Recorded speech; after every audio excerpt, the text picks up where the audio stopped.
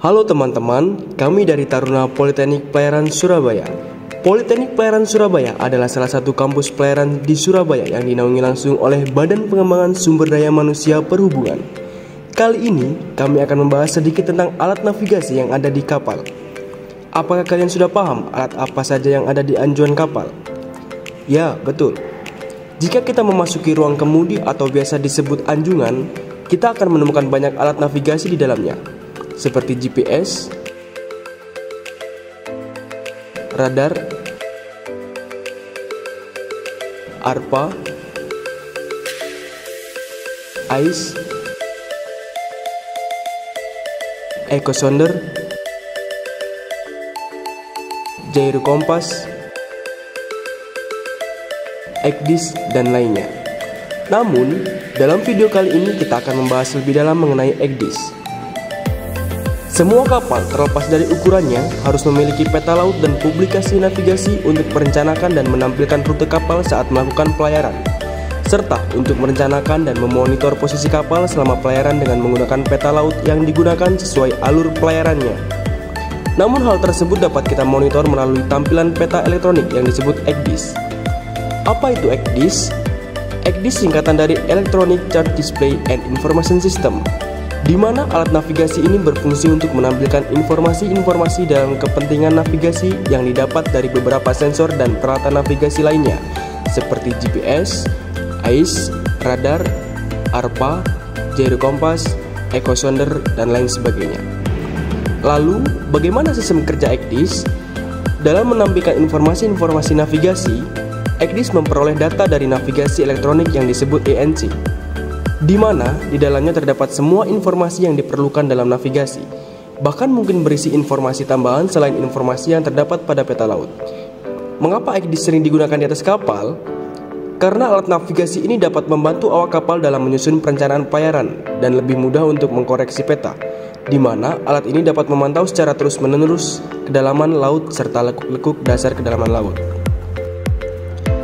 Inilah tampilan menu-menu di ECDIS. Tampilan yang terlihat pada layar monitor dapat dimodifikasi dan dimaksimalkan oleh status navigasi pada kapal dan maksud tujuan dari operator. Pertama, saya akan menjelaskan model-model kursor. Kursor memiliki 3 jenis, yaitu view kursor, ERBL kursor, dan zoom kursor. Untuk mengganti fungsi di antara tiap kursor, tekan tombol mouse sebelah kanan. Untuk mengaktifkan fungsi kursor lainnya pada panel peta, tekan tombol mouse sebelah kiri pada panel peta. Fungsi tombol-tombol menu yang ada di tampilan ECDIS. Ahead berfungsi mengembalikan ketampilan area kapal. Move shift symbol. Tombol ini dapat mengatur tampilan posisi kapal kita sesuai yang diinginkan. North up berfungsi menampilkan layar untuk mengikuti peta yang biasanya menghadap ke utara.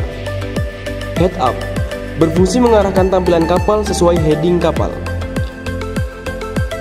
Relative motion merupakan gerakan peta yang nampak bergerak namun kapal yang diam.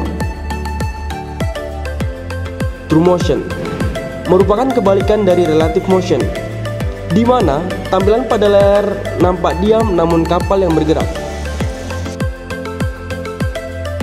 Zoom in atau zoom out berfungsi memperbesar dan memperkecil tampilan layar. Original scale untuk mengatur skala peta normal. Info menampilkan informasi simbol-simbol pada ECDIS. MOB untuk memberi tanda posisi pada orang jatuh ke laut. Selanjutnya, kita akan mencoba untuk membuat basic plan pada ECDIS.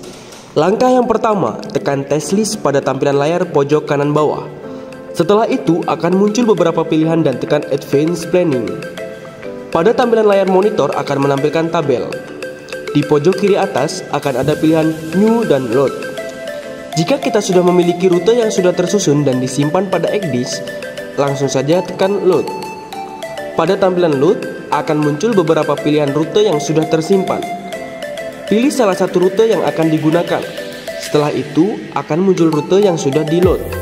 ECDIS siap digunakan. Lalu, jika kita ingin membuat rute baru, maka klik New. Kursor akan mengarah pada tampilan peta dan buatlah beberapa waypoint sesuai trek yang akan dibuat. Kali ini, kita akan mencoba membuat rute baru dari Tanjung Emas menuju Tanjung Priok. Ingat, dalam membuat waypoint, perhatikan faktor-faktor yang perlu kita waspadai, seperti kedalaman laut yang harus sesuai dengan draft kapal, serta buoy ataupun sosok benda yang ada pada sekitar trek yang kita buat. Setelah kita sudah menentukan beberapa waypoint, maka klik cek route untuk memastikan rute kita aman atau tidak. Jika rute yang dibuat sudah aman, maka jangan lupa disimpan dengan memberi nama trek tersebut.